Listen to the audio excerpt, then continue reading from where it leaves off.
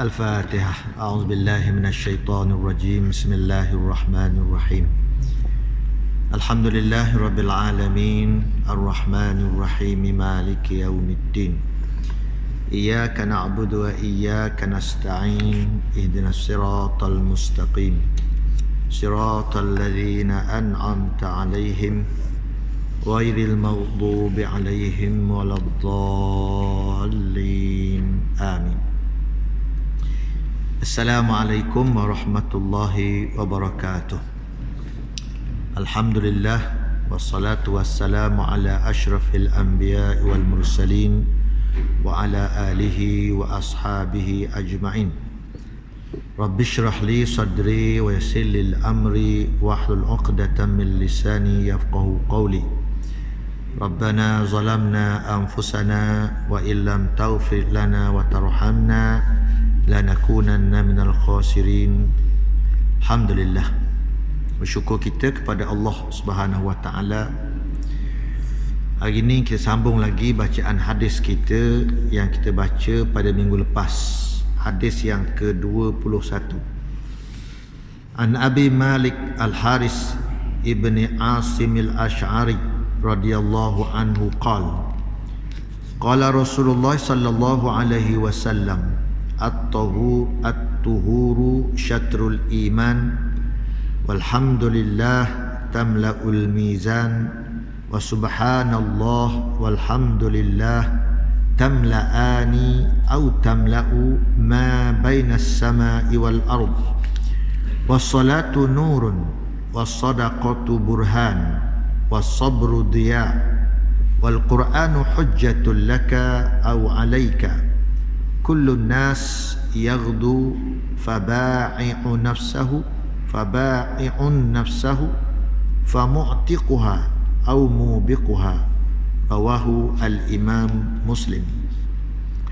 Daripada Abi Malik Al-Haris bin Asim Al-Ash'ari radhiyallahu anhu berkata, bersabda Nabi sallallahu alaihi wasallam, suci itu separuh daripada iman. Alhamdulillah memenuhi timangan.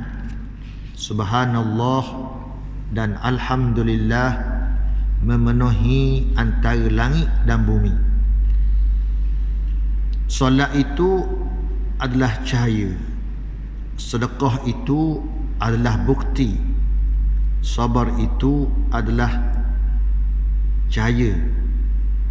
Al-Quran merupakan hujjah kepada kita, kepada kamu atau ke atas kamu. Hujjah kepada kamu memberi kebaikan, hujjah ke atas kamu memberi keburukan.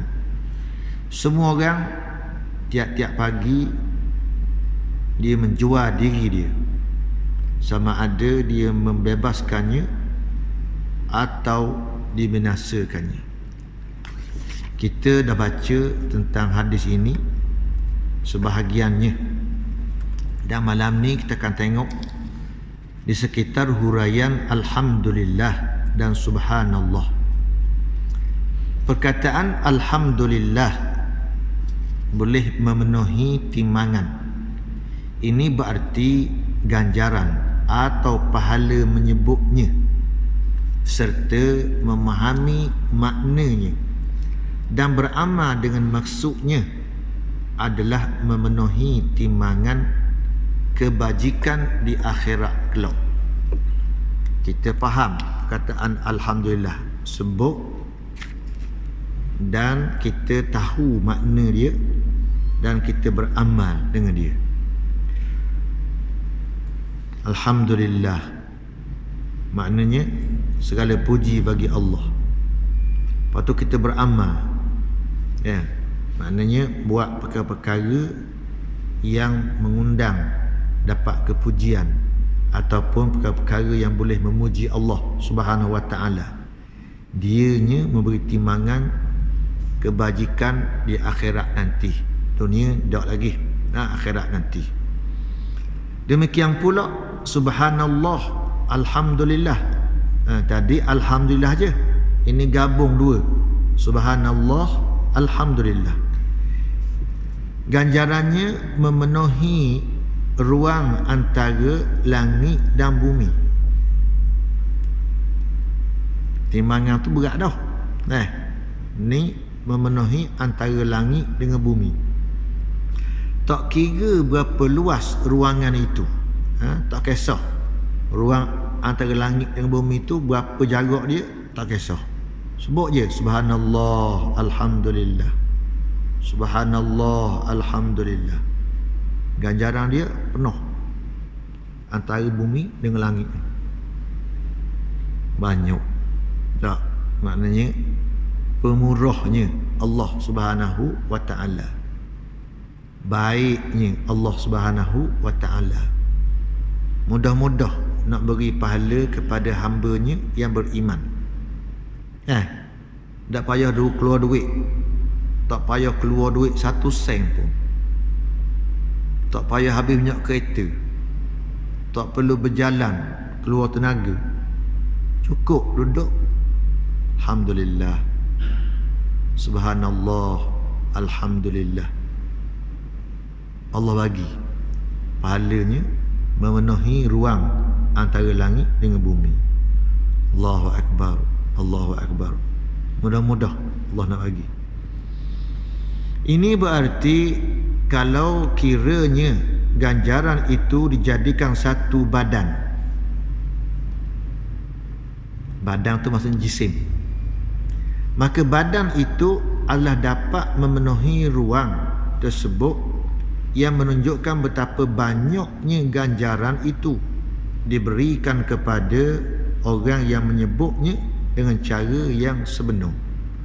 Maknanya bukan dibuat main-main. Tak. Dia dalam keadaan dia sedar. Dia ikhlas kepada Allah Subhanahu wa taala. Subhanallah. Alhamdulillah. Dan keadaan hati dia sedar. Maka kalaulah benda tu berbentuk, maknanya ada bentuk jisim, fizikal, penuh antara langit dengan bumi. Para ulama Islam telah menerangkan beberapa pendapat mengenai pengertian memenuhi timbangan. Ada pandangan ulama. Di antaranya ada yang mengatakan ini adalah sebagai contoh atau perbandingan yang berarti kalau pujian kepada Allah dengan perkataan alhamdulillah dijadikan badan, maka tentulah badan itu memenuhinya. Maksudnya ada benda, kalau ada benda memenuhi mizan, timbangan penuh dalam timbangan itu, ada jisim. Hal ini tidaklah di luar dugaan kerana Allah akan merupakan, mana gitu? Hal ini tidaklah di luar dugaan kerana Allah akan merupakan segala, akan merupakan, akan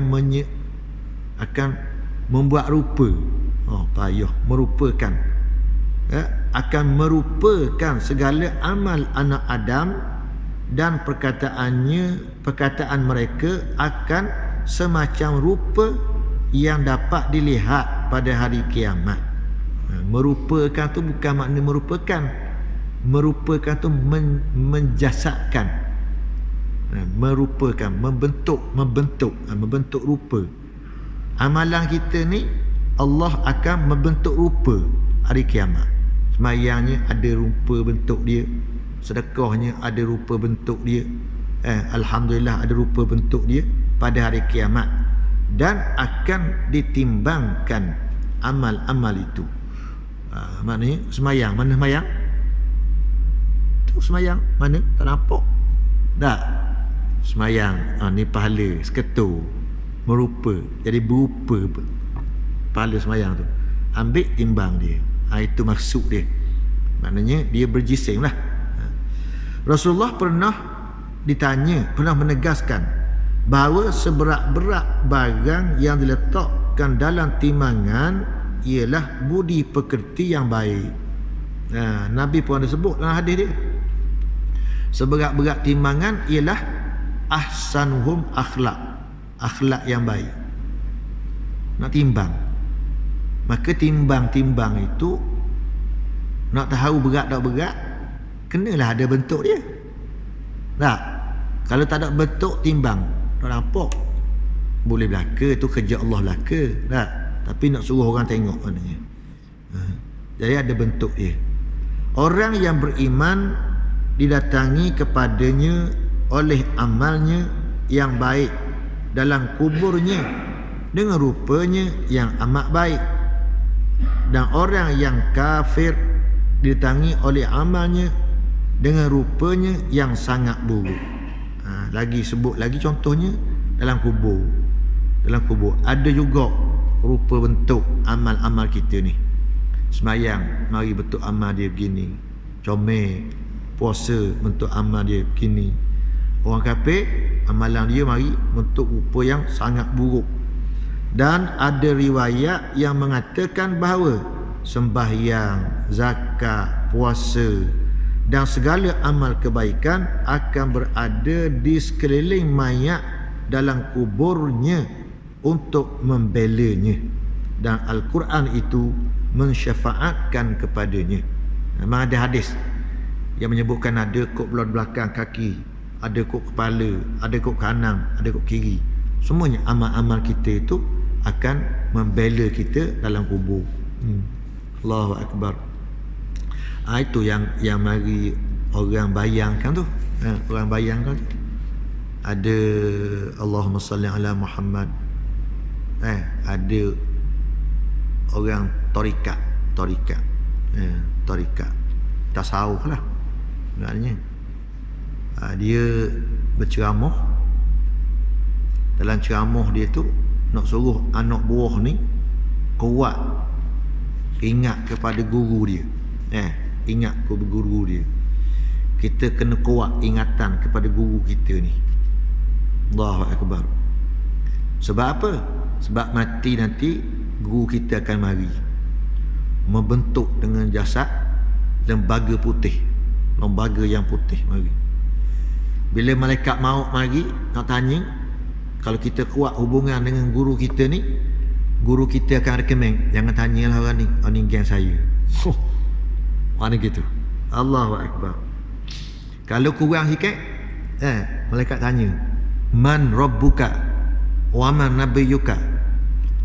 Maka lembaga putih tu akan tanya, mana? Jawab ke tak? Kalau tak menjawab, biar saya jawab. Itulah dia kata syekh kita, guru kita, kalau kita ada hubungan yang kuat dengan syekh kita ni. La ilaha illallah. Syekh diri tu tak tahu guna keadaan. Syekh tu sendiri tak tahu keadaan macam mana nak bela orang lain. Sampai situ pergi heret. Bahaya sungguh, bahaya. Memang kita kena berbuat baik kepada syekh-syekh kita. Tapi jangan sampai syekh kita bantu dalam kubur tu. Allahu Akbar. Yang dapat bantu kita amal kita. Amal kita. Solat kita, sedekah kita, bacaan Al-Quran kita, itu memang ada riwayat daripada Rasulullah sallallahu alaihi wasallam. Ini bahaya, bahaya. Bahaya ta'assub kepada guru, lebih-lebih hak jadi gitu ni. Allahu Akbar. Tak boleh kira Syekh. Learning kau teruk ni. Learning makin teruk. Tak. Mana masyarakat hari ni kohon moden dan makin teruk kepercayaan dia. Dan benda ni akan berulang-ulang sampai kiamat. Tak, ni hak terbaru ni. Amal ajaran Ibu Yati pula. Ibu Yati tengok sikit, ngaruk kata. Ngaruk. Allahumma salli ala Muhammad. Na'udzubillahi min zalik. Jadi hak nak cerita ni ialah amalan kita tu, bacaan kita alhamdulillah berat timbangan amalan. Subhanallah, alhamdulillah memenuhi antara ruang langit dan bumi. Kita nak gambarkan perkara tu, Imam Nawawi sebut ialah Allah membentukkan amal tu, dan benda tu tak mustahil. Pasal apa? Banyak hadis-hadis Nabi yang menceritakan tentang amal-amal kita dalam kubur, amal-amal kita di akhirat dibentukkan acuannya oleh Allah Subhanahu wa taala. Dalam hadis tersebut ada diterangkan mengenai subhanallah. Menurut riwayat Muslim pada hadis itu bahawa subhanallah walhamdulillah kedua-duanya memenuhi ataupun memenuhi. Sama itu dari sudut bahasa Melayunya. Bahasa Arab tadi kita sebut minggu lepas, maknanya tamla'ani refer kepada subhanallah, alhamdulillah. Tamla'u kalimah mufrad, kedua-duanya makna memenuhi. Situ yang sebut dua kali tu, kedua-duanya memenuhi atau memenuhi. Kalau tak faham Arab je pening kepala kita. Maksudnya dia refer kepada terjemahan perkataan tamla'ani dan tamla'u tu, memenuhi ruang antara langit dan bumi. Ini bermakna orang yang mendengar hadis ini syak. Kenapa kata tamla'ani dengan tamla'u? Orang dengar hadis tu dia ragu-ragu tentang perkataan manakah yang memenuhi ruang itu. Adakah kedua-duanya sekali atau salah satunya sahaja? Jadi hak yang memenuhi ruang antara langit itu subhanallah saja ke, ataupun alhamdulillah saja ke, ataupun subhanallah dan alhamdulillah tu? Situ dia ada sikit ragu-ragu.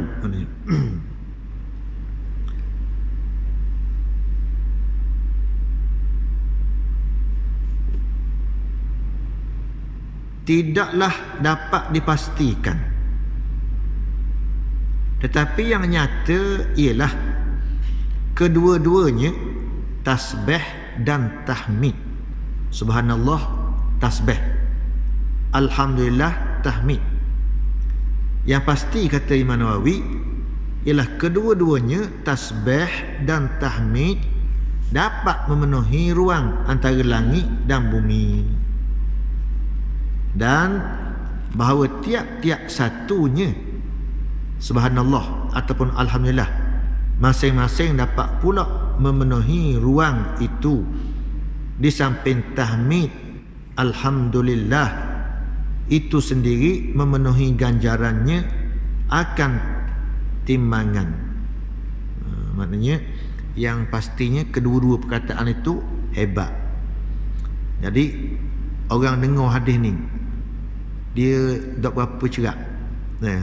Subhanallah saja ke yang penuhi ruang antara langit bumi, ataupun subhanallah dan alhamdulillah, ataupun alhamdulillah saja.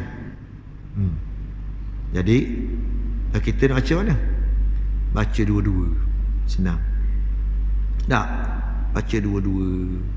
Baca dua-dua tu maknanya confirm dah. Maknanya kalaulah hadis itu membawa makna yang sebenar, membawa makna subhanallah itu yang memenuhi ruang antara langit dan bumi, ataupun alhamdulillah sahaja telah pun memenuhi ruang antara langit dan bumi, kita baca dua-dua. Kena dua-dua? Ya, kena dua. Kita kata dak alhamdulillah je, sebut alhamdulillah, alhamdulillah. Tapi kalau alhamdulillah tak jadi pula. Pasal apa? Hadis sebelum tu kata dah alhamdulillah. Maknanya subhanallah. Subhanallah cukup dah untuk memenuhi ruang langit dengan bumi. Kita pun pulung subhanallah, subhanallah, subhanallah, subhanallah. Tiba-tiba hak betulnya subhanallah dan alhamdulillah. Rugi. Jadi kita hak kemudian ni kita pulung dua-dua, subhanallah dan alhamdulillah. Adapun pendengar yang pertama tu dia tak berapa cerak tu, serah ke dia lah. Tak, kita ambil dua-dua. Kalau bahasa pun kita kena, dua-dua pun kita kena juga maknanya. Hal ini tidaklah menakjubkan. Hal ini tidaklah menakjubkan kerana timbangan adalah lebih besar dari lapangan langit dan bumi. Kata Imam Nawawi, timbangan itu maksudnya timbangan mizan itu dia adalah lebih besar daripada ruang langit dengan bumi. Alhamdulillah penuh timbangan. Timbangan tu dia lebih besar daripada ruang antara langit dengan bumi ni.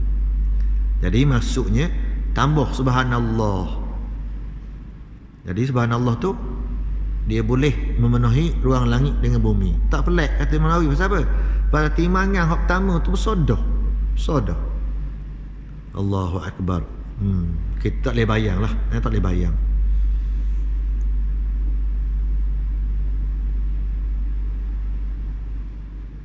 Maka yang dipenuhi oleh timangan adalah lebih banyak dari apa yang dapat dipenuhi oleh ruang kedua-dua langit dan bumi.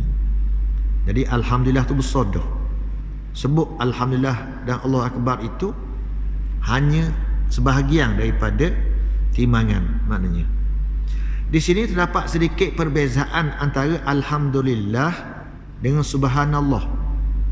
Ada beza sikit antara alhamdulillah dengan subhanallah. Menurut penjelasan ulama bahawa perkataan tahmid alhamdulillah menunjukkan kepada wujudnya segala kepujian bagi Allah.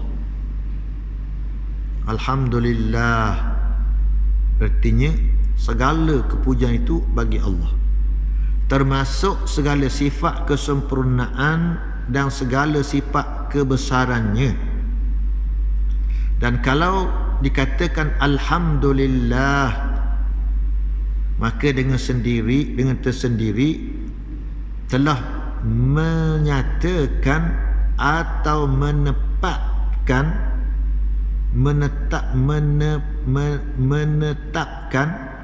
keseluruhan sifat tersebut.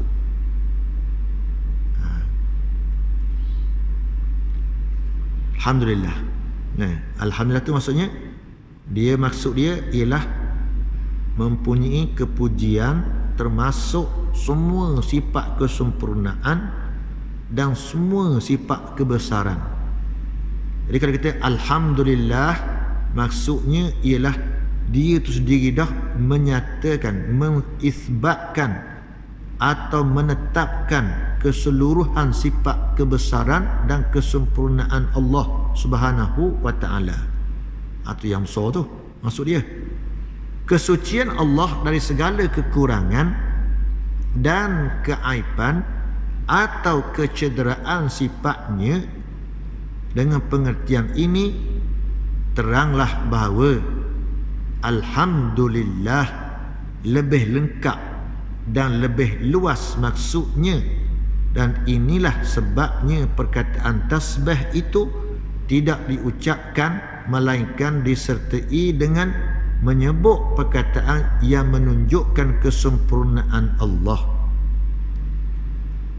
Faham tak? Misalnya disebut subhanallah wa bihamdihi. Subhanallah wa bihamdihi.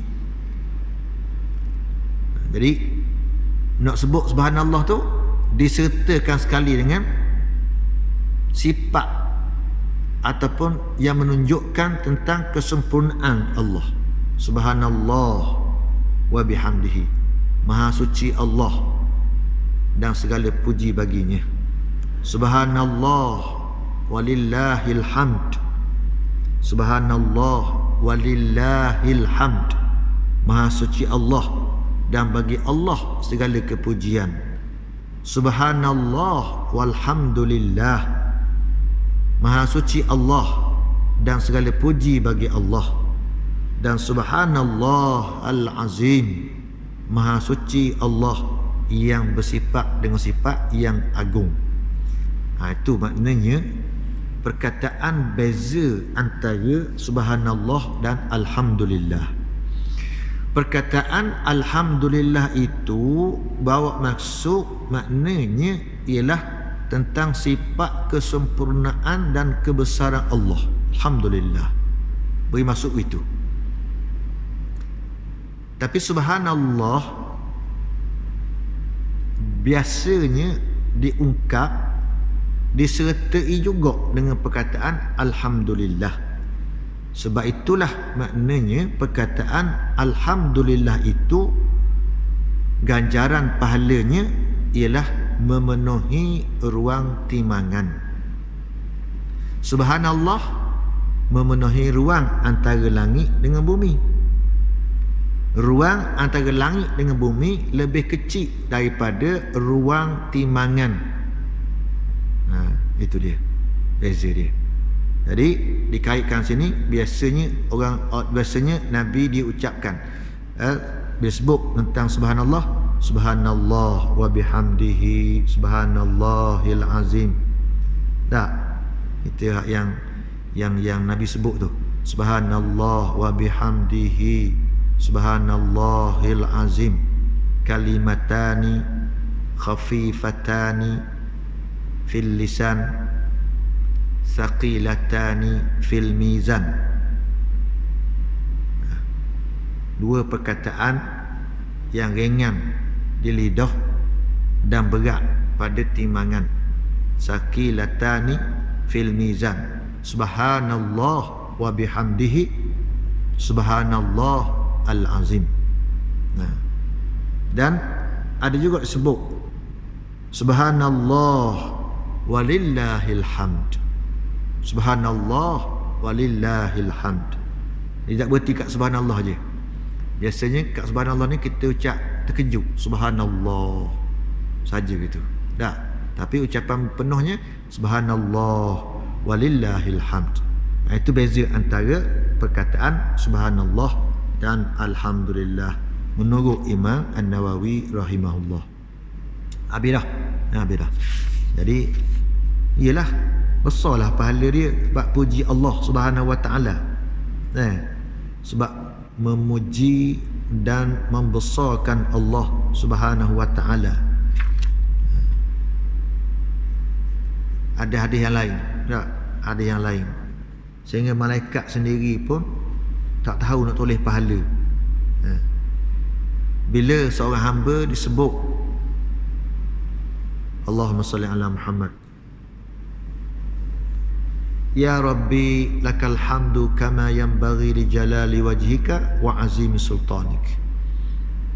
Ya Rabbi, dalam muqaddimah doa kita tu, dalam muqaddimah doa kita kan kita doakan bismillahirrahmanirrahim, alhamdulillahirabbil alamin, wassalatu wassalamu ala asyrafil anbiya wal mursalin wa ala alihi washabihi ajmain.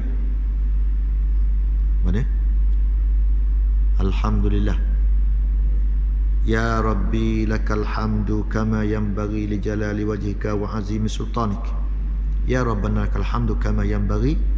Ya Rabbana, kalau tak baca ya Rabbana lakal hamdu kama yanbaghi li jalali wajhika wa azimi sultanik. Allahumma salli ala Muhammad. Kita puji Rasulullah. Ya Rabbi, wahai Tuhanku, lakal hamdu, lakal hamdu, bagi kamu segala kepujian, kama yanbaghi li jalali wajhika, kepujian itu yang selayak dengan wajah kamu, li jalali, keagungan wajah kamu, li jalali wajhika wa azimi sultanik, dan selayak dengan besarnya kekuasaanmu. Ya Rabbi lakal hamdu kama yanbaghi li jalali wajhika wa azimi sultanik. Malaikat bila dengar seorang hamba menyebut wirid tadi, malaikat tak tahu nak tulis banyak mana pahalanya. Lalu malaikat naik berjumpa dengan Allah Subhanahu wa taala.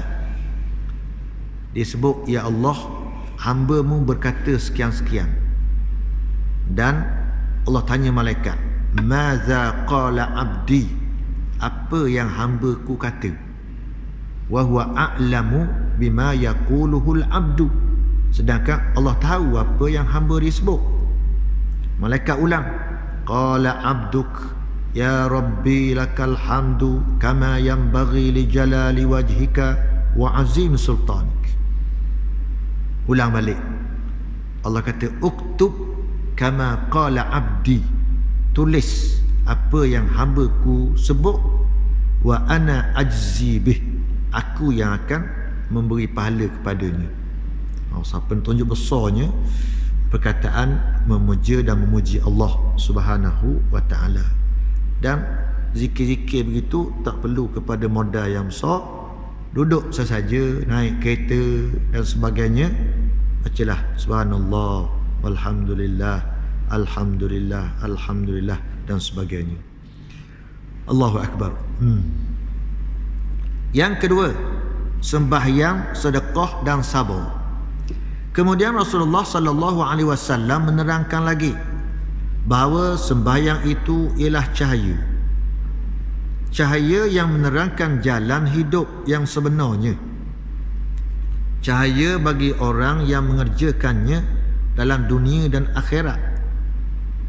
Cahaya-cahaya tu dia. Cahaya-cahaya tu kata Imam Ghazali, Imam Nawawi, yang menerangkan jalan hidup yang sebenar. Cahaya ni ialah dia yang suluh jalan kita. Sebab tu orang tua-tua dia pesan, mu nak gigilah ke langit hijau pun, mu jauh tu orang Terengganu, tak, mu nak gigilah ke langit hijau pun jangan tinggal sembahyang. Tu pesan mak saya arwah. Nak pergi kerja kelapa sawit nung ladang rakyat, balik mugi mayang jangan tinggal. Semayang tinggal. Kerja ladang ni budak ganah kok. Budak-budak ganah. Ada hak berzina pun ada. Ada hak berzina. Ladang. Ladang sawit tu. Tengah-tengah hutang. Tapi dia dak kacah saya. Dak kacah. Dia cuik sekali, saya marah. Dan solat. Ni tengok solat. Jangan kacah, dia solat aja, semayang aja. Maknanya orang tak berani kacau. Kita kecil je, dia orang besar, tapi dia tak kacau. Pasal apa? Sebab kita sembahyang. Wallahu a'lam bissawab. Wallahu a'lam bissawab. Itu hak mudah nak faham lah.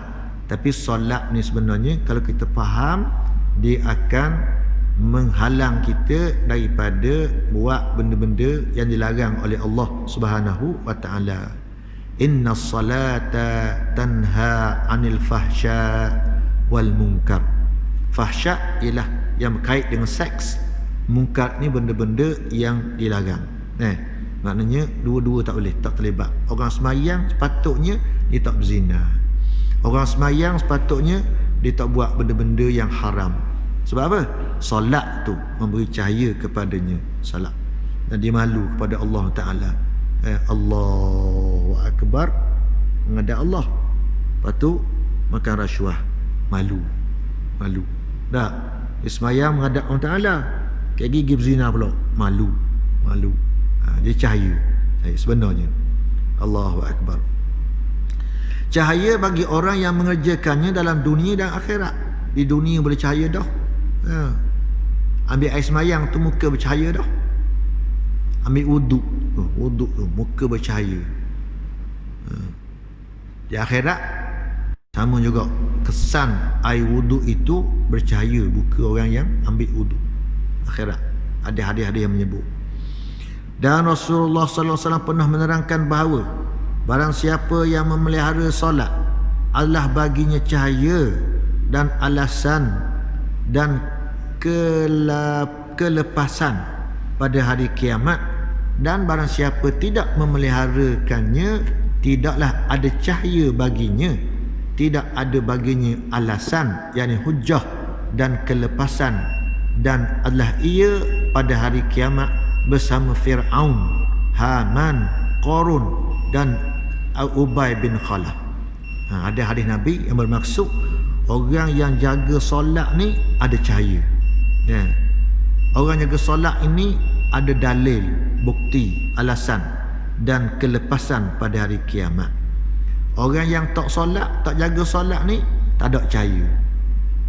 Tak cahaya. Tak. Kadang-kadang kita pun kata, ya kedak wallahualam lah. Tak. Muka tak seri. Tak. Muka tak seri dah. Jahat. Jadi tak semayang tu, muka pun tak cerah dah ni. Ada orang wajah gitu. Wallahualam lah. Orang semayang pun ada kat muka hak keruk ada juga. Tahu. Dia kata-kata, muka tak cerah langsung. Tak semayang tu. Pada member semayang dah. Tak boleh kata kat direct gitu sebenarnya. Cahaya tu cahaya yang di akhirat nanti. Orang tak semayang, Allah akan kumpul bersama dengan Firaun, bersama dengan Haman, bersama dengan Qarun dan Ubay bin Khalaf. Ubay bin Khalaf zaman Nabi, Firaun, Haman, Qarun zaman Nabi Musa. Allahu Akbar, Allahu Akbar. Orang yang tak jaga solat dan tak solat ni bangun dengan Firaun dia. Nah, kalau kita pergilah kat kawan-kawan kita tak semayang, mana kamu? Nak khabar entah tak semayang ni, hari kiamat ni bangun dengan Firaun. Kata lagu tu kita lepuk oleh kita, kepala kita. Dah. Tapi ini hadis. Kasar entah Syekh. Apa? Kata member dia tak semayang bangun dengan Firaun hari kiamat. Tak. Hadis Nabi kata gitu. Hadis Nabi. Kena kata kau sekali biar dia sera tau. Mana beri buah dia TKO. TKO sandor dinding. Kau sandor. Baru dia nengung balik. Kau buat tumbuk hari ni. Nyandor dinding ni. Dah. Dia rasa tumbuk slow. Tak dia benda. Dah. Tengoklah nak tumbuk kasar-kasar tu kena tumbuk slow dulu. Tumbuk slow dulu. Pauk, kosok. Pauk, kosok. Nak dengar pauk bagi sutih. Kosok. Dah. Mau ni tak mayang ni bangun akhirat macam Firaun. Bukan macam Firaun, sama dengan Firaun, sama dengan Qarun, sama dengan Haman. Dia balik 4 hari tak hidup. Bangun Firaun aku dia. Dah. Mungkin kau gitu. Tapi ada orang kalau kita kata kasar gitu, kau tak sembahyang dia. Kena tengok orang juga. Allahu Akbar. 4 orang tersebut adalah ketua orang kafir. Firaun ketua orang kafir, Haman ketua orang kafir, Qarun ketua orang kafir, Ubay bin Khalaf ketua orang kafir. Dan orang yang meninggalkan sembahyang adalah bersama mereka. Sebab kalau ia meninggalkannya kerana pengaruh perniagaannya, adalah ia bersama Ubay. Kalau kerana kerajaan atau kekuasaan, maka ia bersama Firaun. Dan kalau dia tinggal semayang dia kerana harta bendanya, dia bersama Qarun. Kalau tinggal solat kerana ketua, maknanya dia tu tak semayang kerana bos dia bersama dengan Haman. Tu sebab dia. Tak, 4 orang tu. Kalau dia tinggal semayang kerana berniaga, tak semayang sebab berniaga, maka dia bersama Ubay bin Khalaf. Kalau dia tak semayang kerana kerajaan atau kekuasaan, kerana dia jadi kerajaan atau dia berkuasa, ataupun dia takut kekerajaan atau takut kekuasaan, sama dengan Firaun. Kalau tak semayang kerana harta benda, sama dengan Qarun. Dan kalau dia tak semayang kerana ketua, sama takut ketua, ataupun dia ketua, dia sama dengan Haman. Allahumma salli ala Muhammad.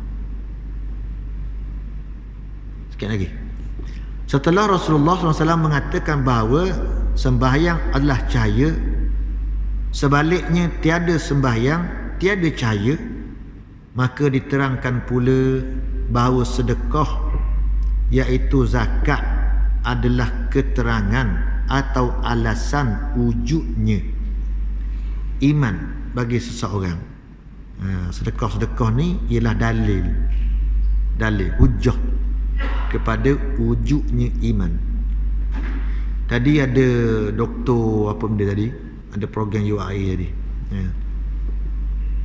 Dalam Islam ni, sistem yang dibina zakat. Kita kat Malaysia ni ada pusat zakat, dan orang Islam dok keluar zakat dosa.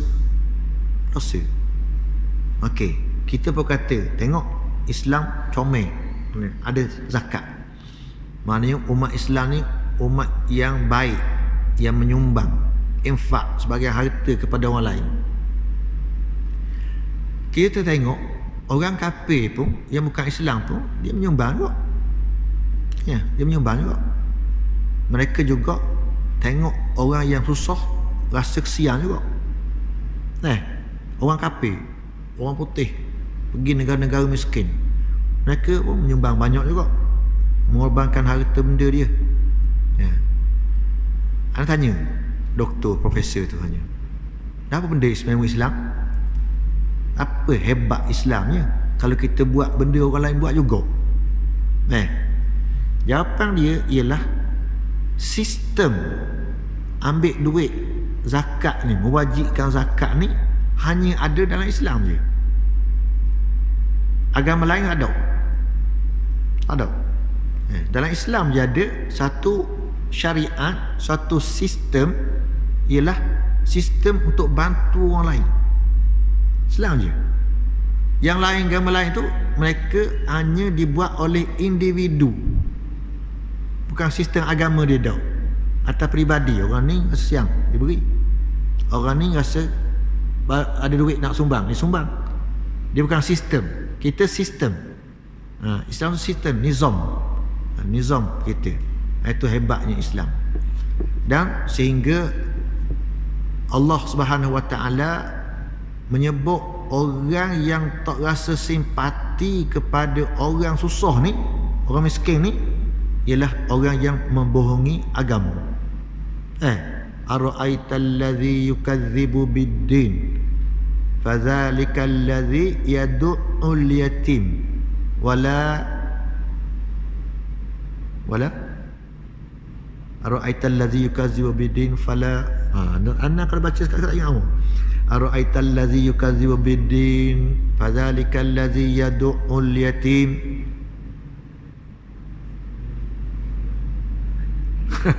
Tak ingat. Pakai tak ingat akal lah ni.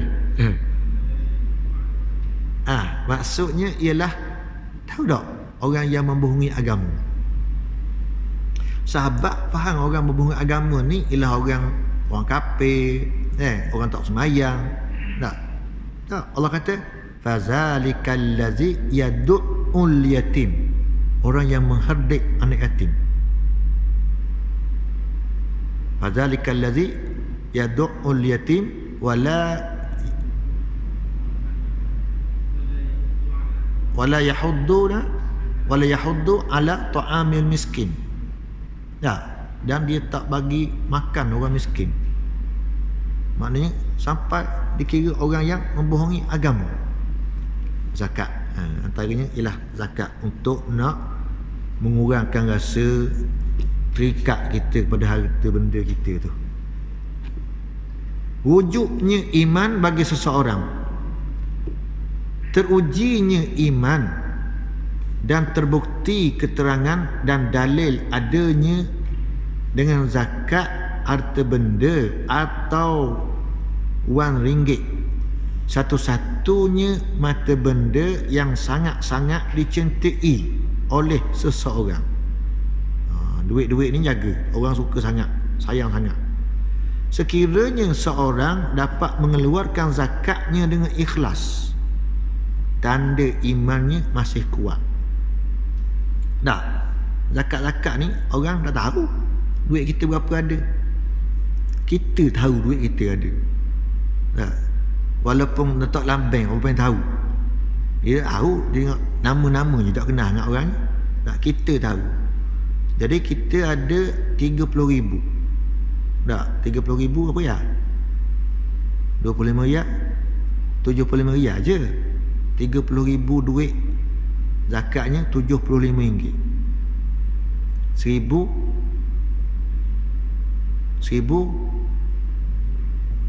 RM25, RM750. RM3,750. 30,000 pitih zakat RM750. Duit tu kita tahu. Simpan dah. Bulan 9 hari bulan 2 tahun 2020, hari ni 92/21. Kena zakat. Kita buat tak keluar zakat. Orang tahu tak? Tak tahu. Kita tahu. Jadi kalau tak keluar, tak ada bukti lah. Tak ada bukti. Tak ada dalil maknanya. Kita keluar, itu sebagai bukti adanya iman. Ni pegangan dia ni. Tanda imannya masih kuat. Kalau tidak, itulah alamat kekurangannya. Tetapi dia tidak terasa, tak sedar. Apa yang dirasai ialah kekurangan harta benda atau wang ringgit yang dikeluarkan zakatnya sahaja. Kalau kita maknanya kalau kita tak faham, oleh kerana sistem ada orang monitor, ni keluar zakat lah, zakat yang keluar dah, kita mau keluar dengan tidak hati yang betul, maka tak terasa lah benda tu sebagai tanda iman. Tapi kita terasanya dah pitih RM750 tahun ni, itulah. Jadi elok supaya tak berlaku zakat dekat-dekat lepas tahun buat keluar beli benda lain. Jadi tak cukup nisab dia, tak kena zakat. Tu kira tipu diri sendiri. Tak. Nilai zakat apa? 17,000 ni. 17,000. Pitih ada 18,000. Kena zakat dah. Dekat nak cukup haul dia, pergi beli barang 2,000, tinggal 16,000. Tak kena zakat lah. Niat beli barang 16,000, 2,000 tu nak elok zakat ke guana? Sungguh ke tak? Tak tahu, kita tahu. Dah tak zakat ke? Tak keluar 16,000 tinggal balance. Jadi kita tipu diri kita sendiri. Wallahu a'lam bissawab. Kita berhenti situ. Tengok pula sabar bulan depan pula insya-Allah. Aqulu qouli hadza wa astaghfirullahal azim li wa lakum.